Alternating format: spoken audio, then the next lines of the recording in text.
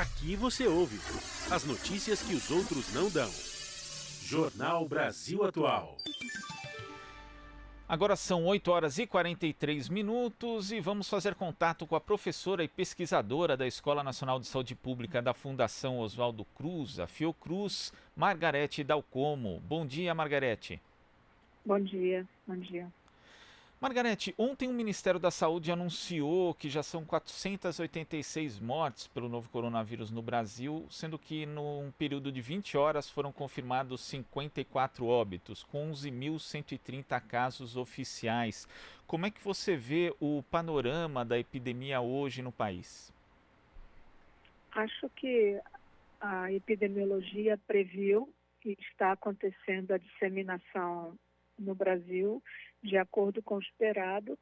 O impacto será muito forte nessas 2 semanas que se iniciaram ontem, com uma transmissão acelerada, comunitária, e seguramente vamos ver um grande número de casos, se forem testados seguramente com confirmação, e muito possivelmente um número de mortes também bastante impactante, sem dúvida.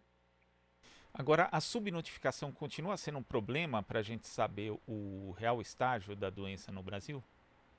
Olha, eu não acho que essa subnotificação deva ser considerada um problema. A subnotificação, ou o tempo que ocorre entre um caso existir e chegar à planilha do Ministério da Saúde, né, que é a planilha oficial de casos, existe uma distância muito grande. Além disso, há um problema da defasagem entre realizar o teste e ter a confirmação pela execução do teste. Então, colher o exame não significa ter o resultado no mesmo dia. São dias para serem processados. Você sabe que existe uma fila enorme de milhares de testes, mais de 20 mil testes em laboratórios esperando para serem processados. Então, isso é um problema, sem dúvida. Quem está sendo testado com prioridade são as pessoas internadas ou que eventualmente vão às emergências e profissionais de saúde. Isso representa um número seguramente muito menor do que o real. O que nós estimamos é que haja, para cada caso notificado, pelo menos outros 10 ou 12. Então, na verdade, isso epidemiologicamente é explicável, nós sabemos isso. Se nós não começarmos agora a testar um número maior de pessoas, inclusive com testes sorológicos, já no sentido de determinar quem já está protegido, ou seja, que já desenvolveu anticorpos contra a doença, o resultado esse que é dado pelos testes sorológicos, nós não vamos saber, mas isso ocorreu em todos os lugares. Certo. Quer dizer, a subnotificação é algo que acontece no Brasil, mas também nos outros lugares do mundo. Porque assim, esse termo, inclusive, não é adequado de subnotificação. É que existe uma distância de tempo entre ser testado e gerar o resultado. Esse é o primeiro problema. O segundo problema é o número pequeno ainda de pessoas testadas. Então, é uma equação cujo denominador não é real.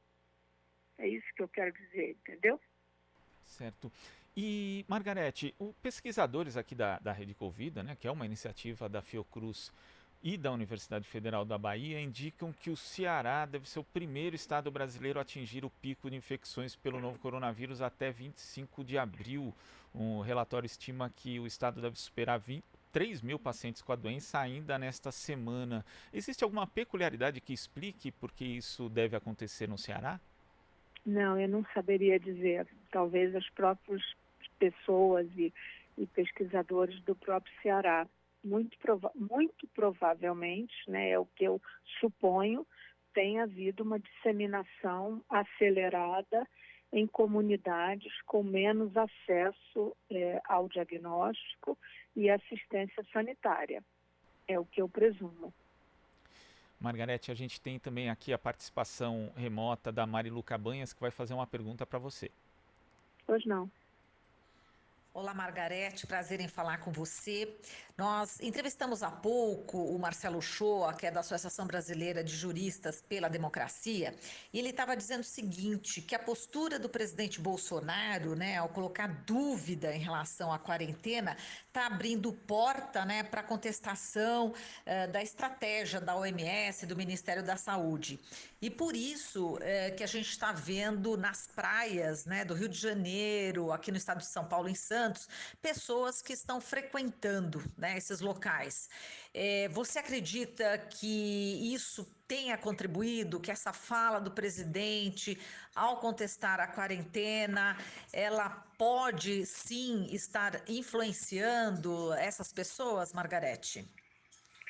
Acho possível que sim, né? Assim, a maior autoridade do país, eu acho que fica claro para nós, médicos, que há uma divergência nos discursos das autoridades sanitárias no Brasil, e que, infelizmente, as pessoas ainda, a opinião pública, de modo geral, ainda não assimilou de modo homogêneo o risco que estão correndo. Aqui no Rio de Janeiro, por exemplo, eu posso lhes dizer que eu vi ontem um número enorme de pessoas, não apenas ainda em bares que estavam abertos, como na praia, pessoas inclusive de idade de risco, que nós sabemos, em grupos, sem máscara, quando o uso de máscara hoje já é uma recomendação. Aliás, essa é uma recomendação que eu faço há mais de um mês, desde o primeiro caso, porque eu me baseio na experiência da Coreia do Sul, que é a mais bem sucedida,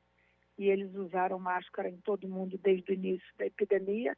Eu particularmente uso, todos os que trabalham comigo usam também há mais de um mês. Então, assim, sem dúvida nenhuma, essa saída, essa, digamos, desobediência, eu diria, civil, né, a recomendações que são tão bem fundamentadas, até porque nós não temos nenhuma outra arma tão poderosa contra a doença como o isolamento social. Não há nada que se compare, nenhum tratamento que esteja sendo testado, nenhum suporte de terapia intensiva, nada é tão eficaz quanto é o isolamento social como defesa contra a doença. Margarete, a Marilu Cabanhas tem outra questão para você. E Margarete, eu queria que você explicasse também essa questão do tratamento né, contra o coronavírus a partir dos anticorpos, né, de pessoas que já tiveram a doença. É uma maneira eficaz? Queria que você comentasse a respeito. Olha, nós precisaremos demonstrar se isso vai funcionar contra este novo patógeno. Nós não sabemos. O que nós sabemos é que a transferência de plasma de pacientes curados ou convalescentes de doenças virais é uma técnica conhecida, foi usada já desde a gripe espanhola 100 anos atrás, foi usada na epidemia de SARS, né, da síndrome respiratória aguda, é usada nas febres hemorrágicas com grande sucesso. Então, portanto, é uma arma que é perfeitamente lícita, defensável e com uma grande expectativa de que possa funcionar. Se nós conseguirmos colher sangue e plasma de pessoas curadas, que é o que está sendo feito maciçamente nos Estados Unidos nesse momento, nós acabamos de obter autorização aqui no Brasil, felizmente, para podermos fazer isso, porque até a semana passada ainda não estava recomendado por uma instrução normativa do Ministério da Saúde. Então, foi autorizado os estudos de pesquisa que serão feitos no Rio de Janeiro e São Paulo, e nós poderemos, a partir de agora, fazer esse procedimento em paciente grave em terapia intensiva sob ventilação mecânica. Margarete, para a gente concluir, a recomendação para as pessoas, a principal medida continua sendo o isolamento social para evitar o contágio com o coronavírus? Exatamente, porque há, por exemplo, famílias onde houve um caso.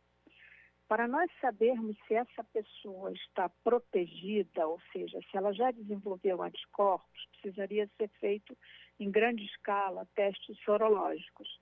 Nós ainda não temos em grande escala, pretendemos tê-los em breve.